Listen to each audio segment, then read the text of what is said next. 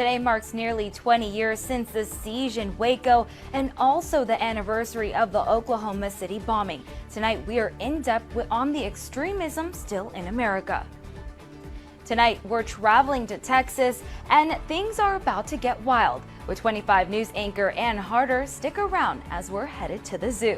Plus, and we've seen the clouds move into the area today. Does that mean rain chances will increase? Well, not a lot, but the wind is going to be around for a while. Your 25 News starts right now. Connecting the Brazos Valley. This is Krhd News. Good evening and thanks for joining us at 6. I'm Brittany DeFran. Medical debt is a plague for millions of Americans, draining bank accounts and holding many back from even buying a home. But one local youth group is partnering with a health agency to get people some help. Krhd News reporter Diamond Dixon has the story. The youth group at Friends Congregational Church went on a mission trip last summer. It inspired their efforts to create a medical debt relief program here in the Brazos Valley. Senior Pastor Dan DeLeon shares about the church's mission trip. They were compelled by something that they learned, which was how easy it can be to forgive medical debt. By working with a nonprofit called RIP Medical Debt based in New York, they found out that they could buy up medical debt for pennies on the dollar and simply forgive it. The youth group wanted to find a way to help ease medical debt in the community, so the Brazos Valley Medical Debt Forgiveness Fund was born. They received donations very quickly, and that prompted them to say, you know what, let's raise the goal to $30,000. And they hit that a few weeks ago, so they said let's raise it to $40,000. And they hit that a few days ago, so now they have raised the goal to $50,000, hoping to hit that by the end of the week. The youth group is excited to get out the word about their early success. And one of the ways that they were showing their progress was by creating this giant syringe. And every week they could go in front of the congregation and they could mark, this is how much more we've raised, and this is how much more we've raised. And then eventually it just went beyond the top. Pastor DeLeon reminds us how medical debt impacts so many lives. That burden is placed on people who 9 times out of 10 can either spend their whole life paying off that debt or never be able to pay it off, and either way are stuck in cyclical poverty, having to choose between buying groceries for their family and their household or paying off medical debt that seems to never go away. The youth group is planning to hit their new goal of $50,000 and wrap up their campaign at their weekend event, Spring Fling, where you can also help donate. Reporting in College Station, Diamond Dixon, Krhd News. Texas A&M University adds a new van to its fleet, but one with a vital purpose, detecting chemical air pollutants in real time. Through a collaboration between the A&M School of Public Health and the Superfund Research Center, Texas A&M is now the proud owner of an M-Rapid van that responds to air pollutions in disasters. The M-Rapid van is equipped with highly sensitive instruments, allowing it to detect levels of harmful compounds that can be present after natural or man-made disasters, such as benzene or formaldehyde. Not only can this van measure 2 of those very important VOCs, it can measure hundreds of different volatile organics in the atmosphere in real time. So we'll have the capability to inform first responders, to inform local jurisdictions of what those levels are, and then help to determine what those could mean for human health. Along with screening air quality after disasters, the M-Rapid van can also provide real-time air screenings for communities throughout the Lone Star State. For the first time in 3 years, hundreds of crime victim advocates were able to advance their education, focusing on topics such as human trafficking, murder scheme, and gang activity. Krhd reporter Rebecca Fiedler brings us inside the Brazos County Expo for this unique conference. When a person becomes the victim of a crime, it can take a village to give them the care and the representation that they deserve. Here at the Every Victim Every Time conference held annually at the Brazos County Expo, people from all different kinds of professions learn the best ways that they can help assist a person who's been victimized. Gwen Lever attended the conference on Tuesday as a volunteer therapy dog handler with the crisis response organization, HOPE. The group's goal in attending was mainly to provide emotional comfort to attendees as they discussed very emotional topics. But when sitting through Brazos County District Attorney Jarvis Parsons' lecture on implicit bias, Lever learned something that affected her. Just learn how you don't realize you have an internal bias, like gender, race. It affects your practice. I'm a nurse, so when you approach a patient, you have all kind of history of your biases from the past that you have to let go of. People just like Lever and in completely different positions, such as cops, lawyers, school teachers, paramedics, therapists, were taught about new approaches to victim advocacy based on ever-evolving research and data, especially in regards to children, racial minorities, and the LGBTQ+ community. Due to the pandemic, the event had been canceled these past 2 years. Now back in full, Conference Day 2 continues tomorrow. Reporting in Bryan, Rebecca Fiedler, KRHD News. An act of violence which altered the history of this city, this state, and our nation forever. Today marks the date of the Oklahoma City bombing. It's also the day of the Branch Davidian siege in Waco came to a fiery end, killing nearly 80 people. Waco would be in the headlines for both events. This week, in-depth reporter Nick Bradshaw takes us to Oklahoma City. He also speaks with a former Branch Davidian. Tonight, we start with those two awful events. When you're in Oklahoma City, in many ways, it's a reminder of kindness and where good things might happen.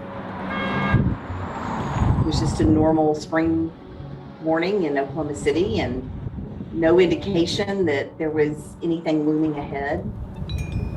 There was an old American elm tree there. But as night falls, a reminder of April 19th, 1995. Received information regarding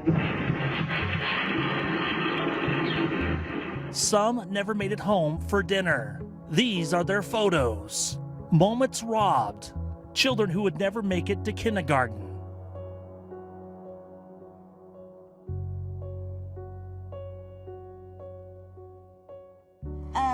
I'm just going to be sore and I have a large cut on my leg. Amy Downs had a normal work day in the city. For me, I was working on the third floor for the credit union, and I had been working there for about 7 years. I heard and felt just this tremendous roaring and had this incredible falling sensation. Like I was falling, and I was falling 3 floors. 168 people would die in the blast. An act of terrorism put together by two Americans named Terry Nichols and Timothy McVeigh. Timothy McVeigh parked that truck full of explosives. He would then go to a getaway car stashed away in an alley nearby. The getaway car now on display in the Oklahoma City National Memorial Museum with a missing license plate. And that missing license plate would lead to the arrest of Timothy McVeigh. But at the same time, Oklahoma City would have a hero. There were some customers that were in there, and my employee, we more or less made a line and started out the back. I led the way. Raymond Washburn, a blind man who owned a snack bar in the building. He tells them to form a train, to put one hand behind the other, kind of like this, latch on each other, and let's get out of this building. And that's how we got out. Raymond died in January of this year. But also in the museum, a reminder. It's a reminder of what set Timothy McVeigh off. Just 2 years before, these were the images in Central Texas. Yeah, tell them there are children and women in here and to call it off. All right, We are not talking about a small fire here. This is a big blaze. Thinking I was going to be shot, the side of my hair singed from the fire, and I could feel my hair, I could hear my hair crackling. A standoff between authorities and Branch Davidians. they chose to come at us with helicopters, cattle car with 75 to 100 men dressed in black. Timothy McVeigh would spend some time in Waco, angry with the U.S. government. McVeigh was protesting the government standoff in Waco. It was on the anniversary of what he thought was a senseless act by the government. I hate the fact that someone would take what happened to us and turn it into something that would get more people killed, especially children, like in Oklahoma City. 91 Branch Davidians would die that April day, including 46 children. 4 ATF agents also died. A memorial now in Waco to remember them. Back in Oklahoma City, the quietness, a fence full of memories, and chairs that represent those who lost their lives. I'm Nick Bradshaw reporting. Tomorrow also marks the 23rd anniversary of the Columbine High School shooting. On April 20th, 1999, Dylan Klebold and Eric Harris entered the school they attended in Littleton, Colorado. Then they began shooting. The 17 and 18-year-old gunman killed 12 students and 1 teacher. After that, they took their own lives. It was one of the deadliest incidents of school violence in U.S. history. Checking the news feed, the CDC is launching a new first-of-its-kind team to help us predict pandemics. The Center for Forecasting and Outbreak Analytics will consist of 100 scientists who will look at real-time infection data in order to help policymakers and regular people make healthy choices. Moderna's COVID-19 vaccine is getting a boost. This fall, the company is expected to offer an updated booster shot. Right now, the vaccines are based on the original version of the virus. The goal is the new versions will fight variants as well. Shingles is painful, and anyone who's had it can tell you that. And now research from a medical journal finds that people who are over 50 who had COVID are more likely to get shingles within 6 months. Doctors say COVID may trigger the virus that leads to shingles. Still ahead, tackling the child care crisis through business, the strategy and logic behind getting more companies to help employees pay for care.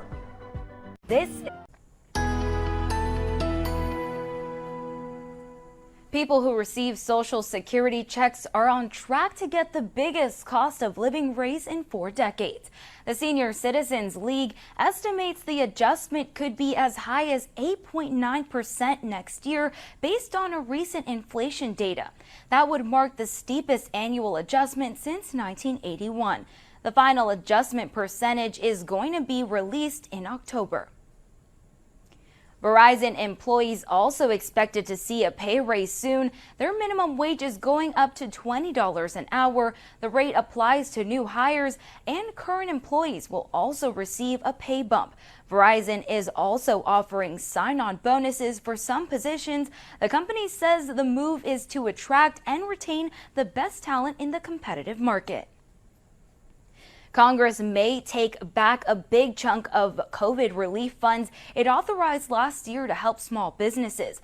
On the chopping block, $2 billion that hasn't been dispersed. The funds are part of a larger $10 billion aid package. The Biden administration is asking Congress for more funding to continue that fight against COVID. Meanwhile, holograms could become the next hot smartphone feature. New sensors can detect the polarization of light to create 3D images without needing a bulky filter. Until now, viewing hologram has only been possible using a large specialized camera, but the new developments means they could soon become part of people's daily lives.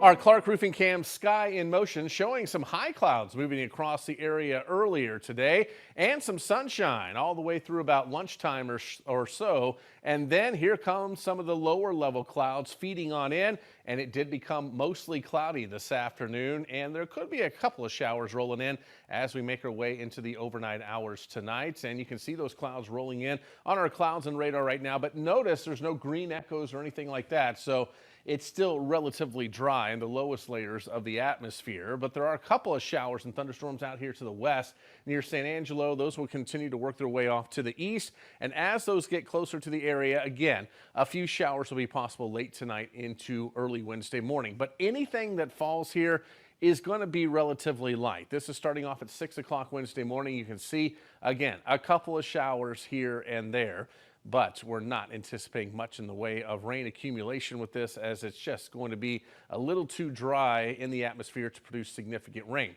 Then as we head into Wednesday afternoon, maybe an isolated shower and partly to mostly cloudy skies. Then we get to Thursday morning. Once again, it will be mostly cloudy, maybe some drizzle, maybe a couple showers out there as well. And Thursday afternoon, we're looking at partly cloudy skies, and I think we'll trend things into a drier direction Friday on into Saturday. So looking at lows tonight with the increased cloud cover, we'll be down into the 60s. Then tomorrow, highs will make it up into the 80s. So it is definitely going to be a warm and breezy day. The winds next couple of afternoons are going to be about 15 to 25 miles per hour with gusts up to 30. So get ready for some wind, some humidity, and some warmth. Highs into the mid to upper 80s with lows at night near 70 as we make our way all the way into the weekend. Next best chance of rain probably rolling in Sunday night into Monday. As a cold front rolls in, that will cool off temperatures and bring a chance for a few storms. Health officials around the world are investigating cases of hepatitis or liver inflammation in children. Now, this started in Britain, then spread to other European countries. But 9 cases of acute hepatitis were reported in Alabama for children under the age of 6. Now, mild hepatitis is normal after viral infections, but doctors say what they're seeing is different. As of now, the cause is unknown. They are looking at possible links to what are called adenoviruses, which cause a wide range of illnesses like bronchitis, pneumonia, even the common cold. Childcare right now is really difficult to afford. It is very expensive, and legislation to help has stalled that would cap what people pay out of pocket. More providers left, more families couldn't afford care.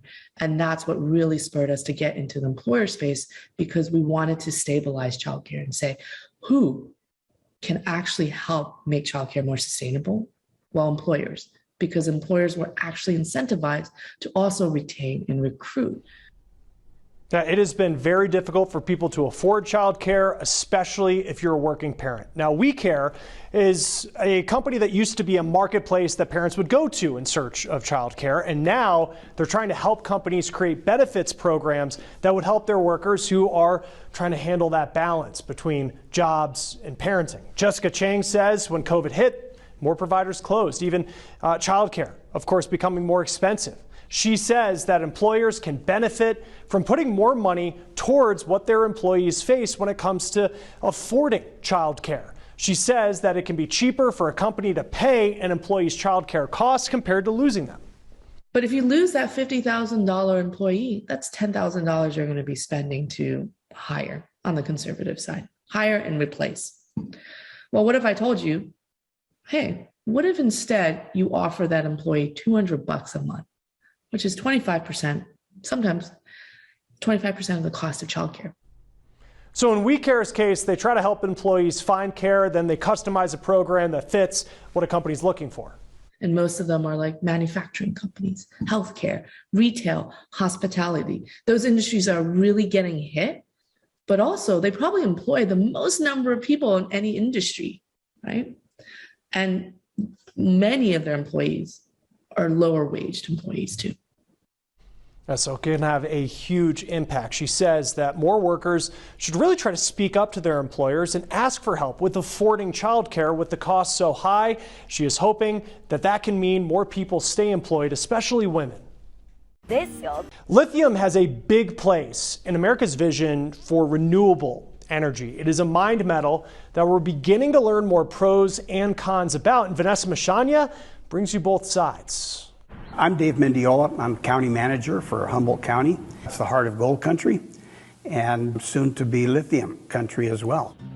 Dave Mendiola was born in mining country, and now he and his constituents are on the precipice of another boom. And it plays right into that, discussion right now about energy in general and renewable energy specifically. So it's kind of an interesting place to be. Thacker Pass is home to an incredible amount of lithium, at least 9 square miles worth.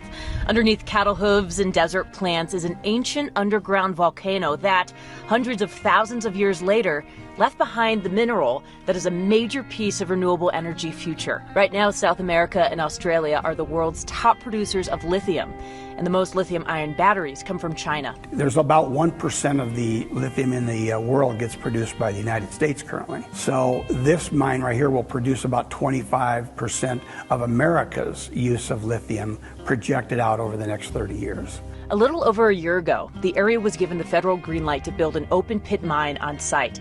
Mendiola says the project will bring hundreds of jobs to the area. The county is already planning development projects to provide new homes to the people coming in. I think that'll be a positive on one hand. There'll be a lot of job opportunities both at the mine itself and then in a lot of those ancillary businesses. However, current lawsuits and appeals by a diverse group of people hold up progress for the mine's development. Activists argue that's a good thing. It's a big footprint when you put in one of these mines, and that needs to be considered. And I feel like it's not being considered enough. My name is John Hatter, and I'm the executive director for Great Basin Resource Watch. Hatter's group is concerned about many things: potential toxins from waste rock, the impact on native lands, and the water footprint. People in the community are very concerned about the potential for expansion of the mine further down the road and requiring more water and more water. Before you know it, they can't grow their crops there. They can't do ag, they can't do ranching anymore. That's the long-term concern. The next decision on the mine is expected this fall. And although this is one part of the country, when we're looking for new ways to power our nation, these issues of what needs to be given up in order for a greener future will no doubt be cropping up coast to coast. There's consequences to that. If you look the other way, then you're going to do environmental damage that also affects our climate. There are families who see their kids grow up and their kids go off to school or somewhere else looking for some great opportunity. But this is just another opportunity for our children to stay here in the community. I'm Vanessa Mashania reporting. All right, Vanessa, thank you. Now, living donors are more important now than ever with the need for organ transplants up during the pandemic. We have one woman's story of donating a kidney to a complete stranger and the support from her workplace that she is encouraging for other companies. Well, we know supply chain and other issues have sent the prices of so many items soaring. But a watchdog group says some of the country's biggest retailers are using inflation as an excuse to raise prices on us. Home Depot, Target, Kroger, just a few companies named in this report by Accountable US. It accuses them of unnecessarily raising prices in 2020 and 2021, increasing their profits by $99 billion over 2 years. In a statement to CBS Money Watch, Home Depot says its profits are a result of increased demand for home improvement. Finding extra money to repair your home is tough, especially with inflation. But Alexa Liakos shows us one way you can get help making your home more energy efficient for free. Two of the biggest ways you can save both energy and money in your home are by adding insulation or sealing up doors and windows. And you can save hundreds of dollars per year on your energy bills by doing this. I met up with some experts who are making these changes to people's homes, all for no charge. We've been here now 37 years come September and raised all three of our boys here, 6 grandchildren. So it's this is home. The Page family built their lives here. Good boy. That's my good boy. But this house, made of memories, wasn't made to be efficient. A lot of heat always comes right through here. The house gets too hot in the summer and too cold in the winter, making it expensive to keep comfortable. Our bills at times in the winter have exceeded $300 a month. Norma and her husband have dreamed of upgrading windows or insulating the attic, but for years, those projects have been on hold. We're senior citizens. We live primarily on Social Security. You know, some of those kinds of things that you need done to your home are just not affordable on that kind of income. Yeah, 20 of them will be okay.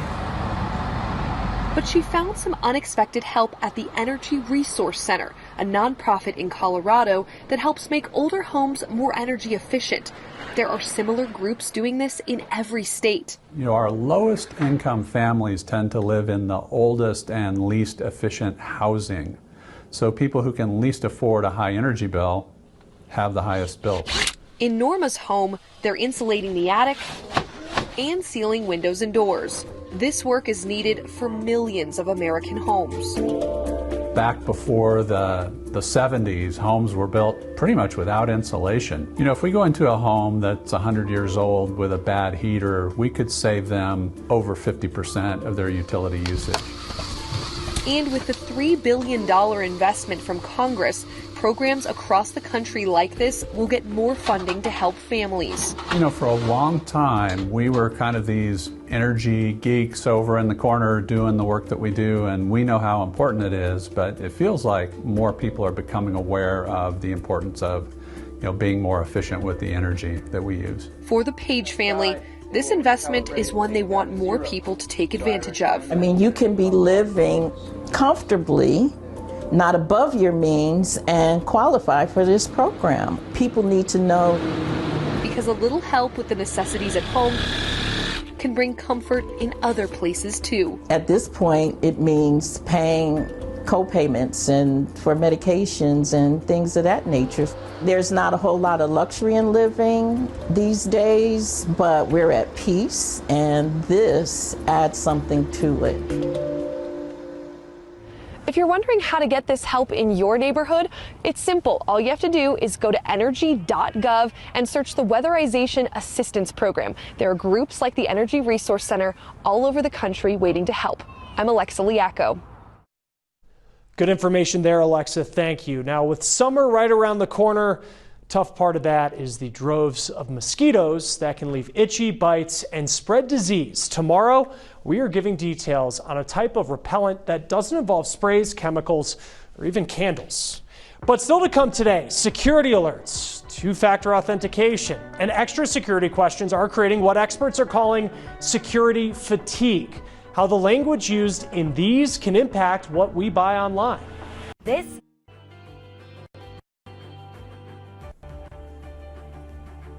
The zoo is a favorite destination for all ages, and the heart of Texas boasts one of the premier zoos in the nation. Longtime 25 News anchor Ann Harder takes us to the banks of the Brazos and the Cameron Park Zoo, which is known as the happiest surprise in Texas. It began in the mid-1950s with a small collection of animals housed near the airport. But in 1993, when it moved to the scenic and lush Cameron Park, Waco's Natural Habitat Zoo has become an award-winning favorite destination, and it's still growing. We have a lot of new exciting things that we will be showing our guests in just a few years. In his 45 years with the Cameron Park Zoo, director Johnny Binder has seen a lot of change, but a big addition on the way is the new South African penguin exhibit. You can probably see a pile of dirt over my right shoulder back there, and that's the future home for a colony of 30 to 40 South African penguins. South Africa has a climate very similar to ours here in Central Texas, so we feel the penguins will be very much at home. The zoo features attractions like the Gibbon Island, to the African lion exhibit, the reptile house, the Brazos River Country exhibit, the Asian forest exhibit, and most recently a new concrete building is replacing a 1993 wooden structure for the African hoofed collection and some of the big birds. This will be the home for our greater kudu antelope, which currently are on loan to the Fossil Rim Wildlife Center in Glen Rose. Also in the long-range plan, a new education building and veterinary facility. Now we have 1,800 animals, and so it's time to provide our veterinarian with a modern state-of-the-art hospital. Education curator Connie Kastner oversees the animal ambassadors who take the zoo to the public, like Arthur the guinea pig. He was acting a bit sassy. We'll go to nursing homes, we'll go to libraries, we'll go to schools, and also those people will come here and then we can introduce them to animals and let them get up close and personal. Speaking of education, Terry Cox, executive director of the Zoological and Botanical Society, tells me the zoo's orangutans are part of a project that's on the cutting edge of cardiac care. They're the only ones in the world trained to do voluntary blood draws, blood pressure checks, and other cardio tests. It's important that we get these things voluntarily because, as you know, if you're sedated when they take your blood pressure, it's not the same as when you are awake. Primate keeper Jordan Roberts shows us how they train the orangutans to cooperate with these necessary cardiac tests. We're gonna take something like our hands are on the mesh, so I can capture that, and give her a reinforcer for it, and then we can shape that into more and more complex things. We can then incorporate the use of a blood pressure cuff, and they can put their arms through wherever we are asking them to, so we can get their blood pressure. If I ask her for her chest, then we can use an ultrasound machine to look at her heart and monitor her heart health. Important for the health of the ape and the safety of the humans caring for them. It's really important that we have the caging system because male orangutan has the strength of about 8 NFL football players and a female of about 5. The Cameron Park Zoo offers 2 great ape cardiac care workshops for other zoo professionals so they can get hands-on experience and take that important knowledge back to their zoos. There's so much to appreciate about the Cameron Park Zoo, due in large part to a supportive community. My favorite aspect, number one, is the community support that we enjoy. And that's why we've been able to be so successful in adding to the zoo and continuing to plan for the future. So come and enjoy the world of endangered and exotic animals right on your doorstep. You'll see why the Cameron Park Zoo is a favorite destination spot. In Waco, I'm Ann Harder.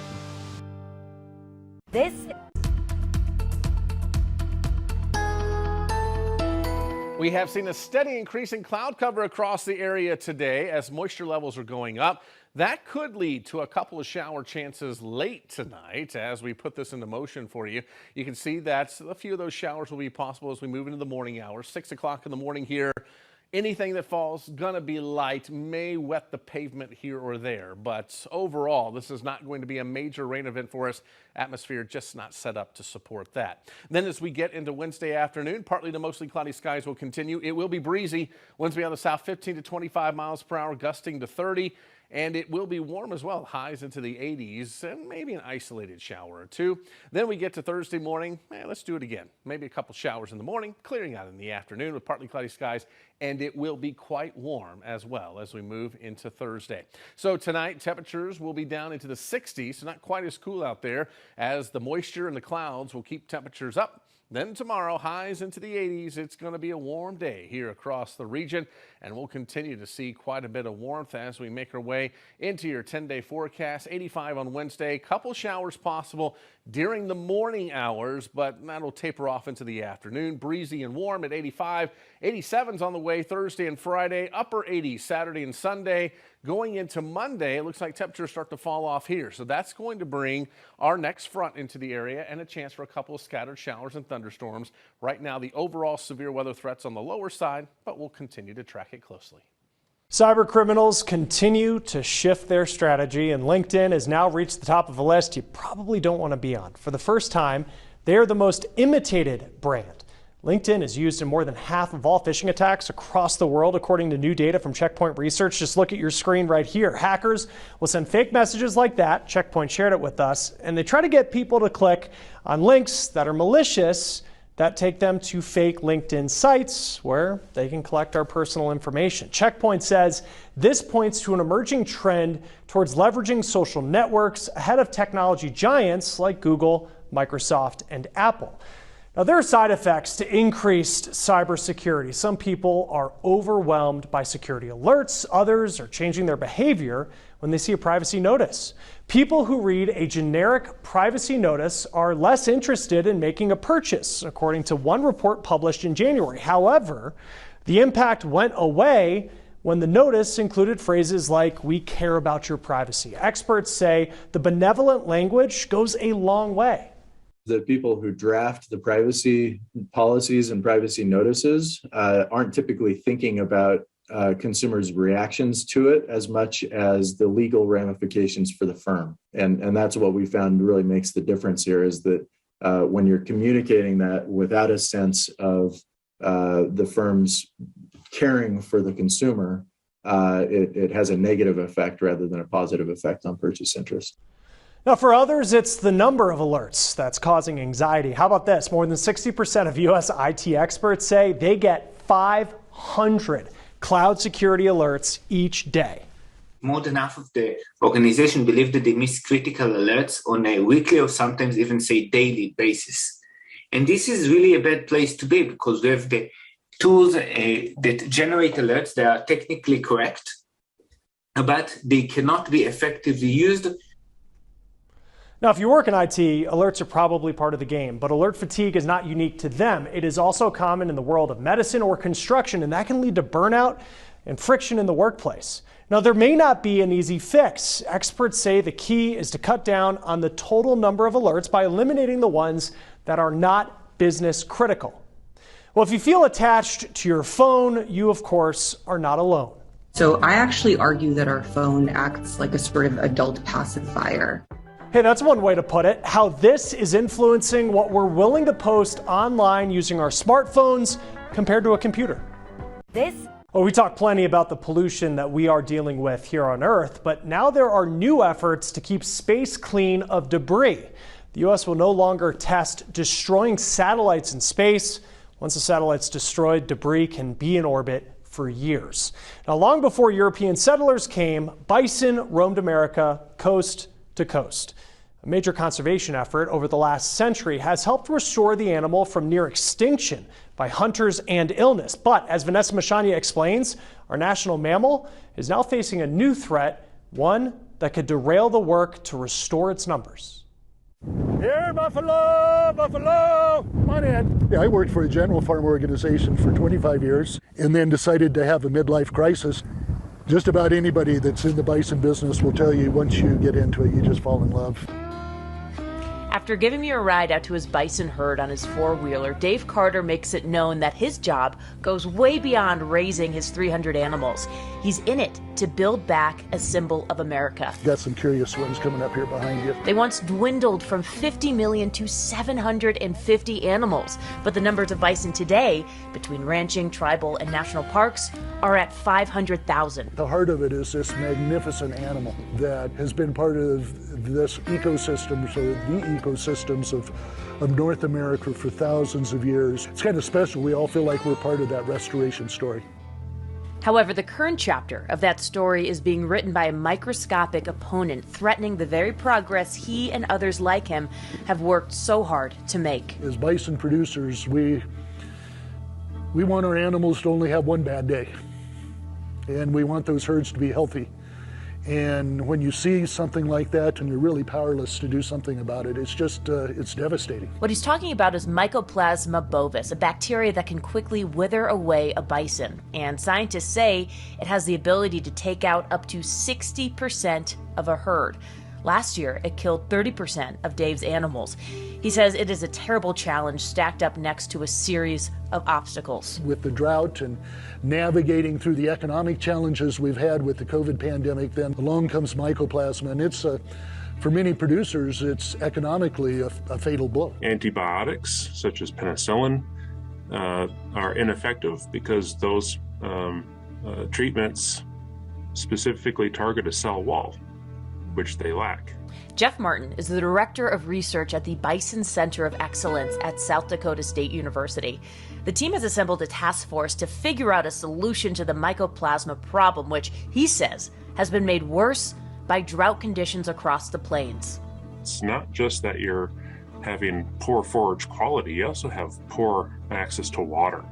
And so as they're having to drink these less quality waters, that just is another compounding factor for their immune function. Bison, when the storm hits, they face into it, and they lower their heads and they just walk into the storm, and they survive. As teams of ranchers, tribes, conservationists, and scientists work to save the animal, people like Dave have hope that this is just another storm to be weathered by this hardy symbol of American history. These challenges come along, but we just got to lower our head and we got to face the storm and work our way through it. In Strasburg, Colorado, I'm Vanessa Mashania reporting. Just how important are our phones? Kind of a loaded question. They obviously keep us connected and in many ways organized. And we joke that we're dependent on them. But as Dan Grossman shows us, there's some new scientific research that suggests we might have an actual emotional dependency on them. Let's say you're taking a walk in the park. You see someone, you don't really want to say hi, and you don't know what to do. Many people, they'll whip out their phones, look down at it, and pretend they're not even there. In many ways, these devices are our security blankets, and they dictate how we interact with the world, even when we're not using them. What word comes to mind when you think of your smartphone? Time. Connection. Needed. There are opinions and feelings. So when you think about your smartphone, what words come to mind? Necessary. Yeah, very personal. And then there are evidence-based facts. Phones have transformed our lives. They're very personal, but at the same time, they have a darker side that we should be aware of. Anair Sila is an associate professor of marketing at the University of Florida. During the pandemic, he sought to figure out how our phones affect us, and his research shows they affect everything from how we talk to how we shop to how we interact with the world. Something that just makes you feel more comfortable. You reach to it when you feel a little nervous. Obviously, when it's not around, we can get very upset. Sila's main finding is we see our phones as an extension of ourselves and therefore act more emotionally when we use them.